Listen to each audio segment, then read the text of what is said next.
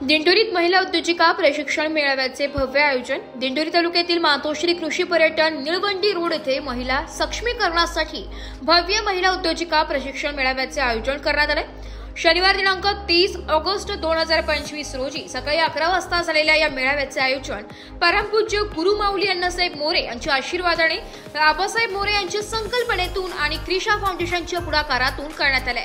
या मेळाव्यात महिलांच्या सर्वांगीण विकासासाठी विविध व्यावसायिक प्रशिक्षण उपक्रमांची सुरुवात झाली आहे। यामध्ये मशरूम उत्पादन, समय आणि फुलावटी मसाले तयार करणे, सेंद्रिय खते व औषधे निर्मिती तसेच आधुनिक तंत्रज्ञानाचा वापर करून ड्रोन ऑपरेट करण्याचे प्रशिक्षण देण्यात येणार आहे। ग्रामीण भागातील महिलांना स्वावलंबन आणि व्यावसायिक प्रगतीसाठी नवे दालन खुले करण्याचे उद्दिष्ट या उपक्रमामागे आहे। क्रिशा फाउंडेशनच्या संस्थापक अध्यक्षा सौ उज्ज्वला अभय कोथळे उगले यांनी उपस्थित मान्यवरांचे स्वागत केले। या मेळाव्याची विशेषता म्हणजे प्रशिक्षणासोबत महिलांना कच्चा माल पुरवठा आणि तयार मालाची हमीभावाने खरेदी योजली असून त्यांना बाजारपेठ शोधण्याची गरज भासणार नाही। हा उपक्रम महिलांच्या आत्मनिर्भरतेसाठी नवा आदर्श निर्माण करणारा ठरत आहे। या कार्यक्रमासाठी आबासाहेब मोरे, भाजपा जिल्हाध्यक्ष सुनील बच्चाव, श्यामभाऊ बोडके, तालुका अध्यक्ष श्यामभाऊ मुरकुटे, अरुणा देशमुख, आशाताई कराटे, भारती देशमुख, रत्ना कोंबडे, अश्विनी सोनवणे, संध्या निरगुडे, आरती पवार, वैशाली हरिकमहले, सविता तालखे गायकवाड, अमोल गोखोडे, रणजित देशमुख, दिगंबर ढाकणे, निलेश खोडे, अमोल काळे, कैलाश ढाकणे, गोविंद बोडके आणि मोनिका गांगुर्डे यांसह अनेक मान्यवर उपस्थित होते। कार्यक्रमाचे प्रास्ताविक उज्ज्वला कोथळे उगले यांनी केले। सूत्रसंचालन नीता भामरे यांनी, तर संयोजन मंदा गायकवाड यांनी केले। हा अभिनव उपक्रम दिंडोरी तालुक्यातील सामाजिक परिवर्तनाला नवी दिशा देणारा ठरलाय। उगले कोथळे, क्रिशा फाउंडेशन नाशिकची अध्यक्ष आणि भारतीय जनता पार्टी महिला मोर्चाची दिंडोरी मंडलची मी अध्यक्ष। खरं तर हा कार्यक्रम घेण्याचं खूप दिवसापासून मनात होतं। का तुम्ही जर बघितलं तर महिला उद्योजिका मेळावा म्हटलेलं आहे आपण, इथे कुठेही महिला सक्षमीकरण मेळावा म्हटलेलं नाही आहे। महिला सक्षमीकरण मेळावा मुळात महिला सक्षमच आहे म्हणून ती आज एक उत्तम आई आहे, म्हणून सर्व काही संसार आपला खूप चांगला सुरू आहे। पण मग आता या महिलांना उद्योजकतेचं प्रशिक्षण आपल्याला देणं गरजेचं होतं। बरं, प्रशिक्षण दिलं, पण मग त्या प्रशिक्षणातून या महिलांना फक्त प्रशिक्षण घेतलं, त्यांनी काही उद्योग सुरू केले तर तो माल तयार करणं पासून त्यांना कच्चा माल कुठून मिळवायचा, त्यांनी तो विकायचा कुठे, तयार झालेल्या वस्तूला जोपर्यंत मार्केट मिळत नाही तोपर्यंत हे शक्य होत नाही। तर मग महिलांनी काय करायचंच नाही का, तर ते करण्यासाठी म्हणून आपण आज हा मेळावा आयोजित केला।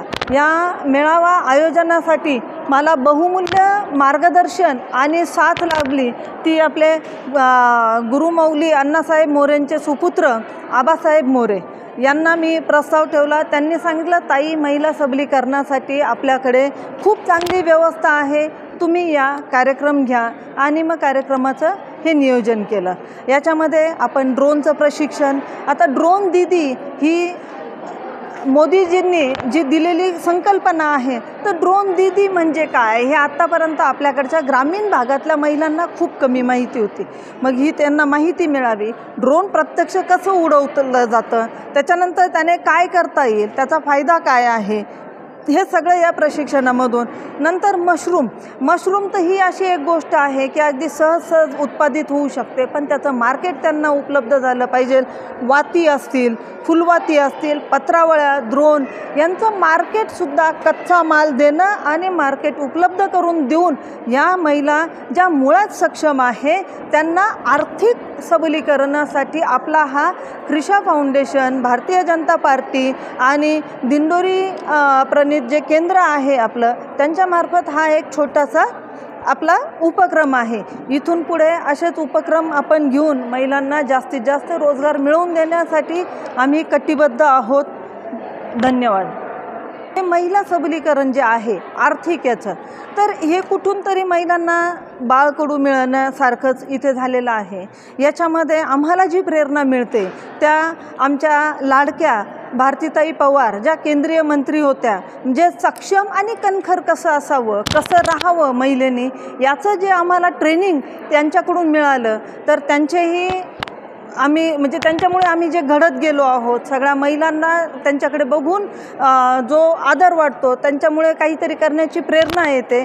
तर या भारतीताई यांचं सुद्धा इथे योगदान मोठं आहे.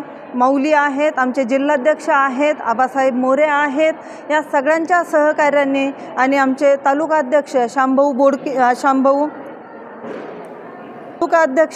शांभाऊ मुरकुटे, जिल्हाध्यक्ष सुनीलजी बच्चाव, या सगळ्यांचं मला खूप सहकार्य मिळालं. म्हणून हा कार्यक्रम आज मी यशस्वीरित्या पार पाडू शकले. आणि असंच बळ भारतीताईंकडून किंवा आमच्या संपूर्ण पक्षाकडून, आबासाहेबांकडून मला कायम मिळेल अशी मला इथे अपेक्षा आहे. धन्यवाद. आपल्या सर्वांचे मार्गदर्शक, ज्या ठिकाणी आपण पवित्र ठिकाणी उपस्थित आहोत त्या ठिकाणचे मार्गदर्शक गुरुपुत्र आबासाहेब, ज्यांच्या मार्गदर्शनाखाली हा मेळावा संपन्न होत आहे, त्या भारतीय जनता पार्टीच्या तालुक्याच्या अध्यक्षा ताई आणि त्यांच्या संपूर्ण टीम, आमच्या तालुक्याचे अध्यक्ष शामरावजी, उपस्थित सर्वच भारतीय जनता पार्टीचे पदाधिकारी आणि खास करून या प्रशिक्षणाला उपस्थित असलेले, आपसात बोललं तर ठिकाणी आल्यावर अतिशय प्रसन्न वाटतं. आपला जीवन जगत असताना आपले जे काही व्यथा असतात, चिंता असतात, जे प्रॉब्लेम असतात ते आपण सगळे विसरून जातो आणि त्या गुरुचरणी आपण आहोत. पण ते करत असतानाच आपण सक्षम झालं पाहिजे, आपलं सबलीकरण झालं पाहिजे. या उद्देशाने या ठिकाणी या कार्यक्रमाचं आयोजन करण्यात आलेले आहे. मी ज्यावेळी आलो त्यावेळी सर्व प्रदर्शनी मांडलेली, वेगवेगळे विषय, महिलांना करण्यात येणारे जे काही उद्योग आहेत ते अतिशय चांगले आहेत आणि विशेष करून त्याला अध्यात्माची जोड असल्यामुळे नक्कीच आपल्या सगळ्यांना फायद्याची असणार आहे. आणि भविष्यात जे काही आपले सेल्फ हेल्प ग्रुप असतील, बचत गट असतील, त्या बचत गटांना वेगवेगळे उद्योगधंदे, आपले जे काही स्वयंरोजगाराचे जे काही व्यवसाय ते आपल्याला सुरू करता येतील. महाराज सद्गुरू मुरलीधर आणि आपले सर्वांचे श्रद्धास्थान परमपूज्य गुरुमाऊलींसाठी दिवाळवंदन. आजच्या या रोजगार मेळाव्याच्या मार्गदर्शन व्यास करत असणारे सर्व मान्यवर, त्याचप्रमाणे इथं जे उपस्थित असणारे आमच्या सर्व भागात गेली, आपण सगळ्यांच्या शिष्यवृत्तीत आपण काही चर्चा केली, रोजगार कुठून आपण उपलब्ध करू शकतो. आमच्या माता भगिनी रोजगारासाठी रानभाज्यांपासून शेतीला उपयोगी पडणारे जे काही खतं औषधे ते प्रत्येक गावात तयार करू शकतात. त्यासाठी भांडवलाची गरज नाही. शांत डोकं ठेवून आपली बुद्धी चालवून आपण मोठ्या प्रमाणावर रोजगार मिळवू शकतो. आर्थिक सहाय्य मिळो ना मिळो असं सरकारने बऱ्यापैकी आपल्याला खूप चांगल्या स्कीम आहे.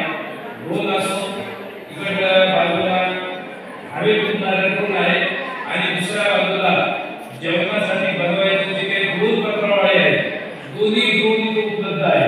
ड्रोन आहे आणि ड्रोन आहे. तर आपल्याला अनेक अशा नैसर्गिक घटकांपासून पावसाचे पाणी त्याच्यापासून ड्रोनचे पत्रावळे खूप छान पद्धतीने बनवू शकतात. कारण आज आपण जे बाजारात जे काही प्लॅस्टिकच्या पत्रावळ्या घेतो त्या त्याच्यातून आपल्या पोटात सुद्धा प्लॅस्टिक जात आहे, निसर्गात प्लॅस्टिक पोहोचत आहे, गाई गुरांच्या पोटात प्लॅस्टिक गेलेले, पूर्ण कुठली प्लॅस्टिकमध्ये व्हायला लागलेली. म्हणून आपल्याला त्यासाठी आम्ही प्लेट बॅग उपक्रम सुरू केलेला आहे. आपल्याला माहीत असावं म्हणून इथे त्याची माहिती आमचे पर्यावरणाचे आपले प्रतिनिधी दिली की ज्यांना त्यांच्या घरी कार्यक्रम असले तर बऱ्याच वेळा माझ्या व्यक्तीच्या घरी काही छोटा फंक्शन कार्यक्रम असतात. आज 50 लोक जेवणासाठी आले, पत्रावळ्या आणतो, पत्रावळ्या आल्याला पैसा लागतो, प्रदूषण होतो, पोटात प्लॅस्टिक जाते, सगळी त्यासाठी आपण प्लेट बॅग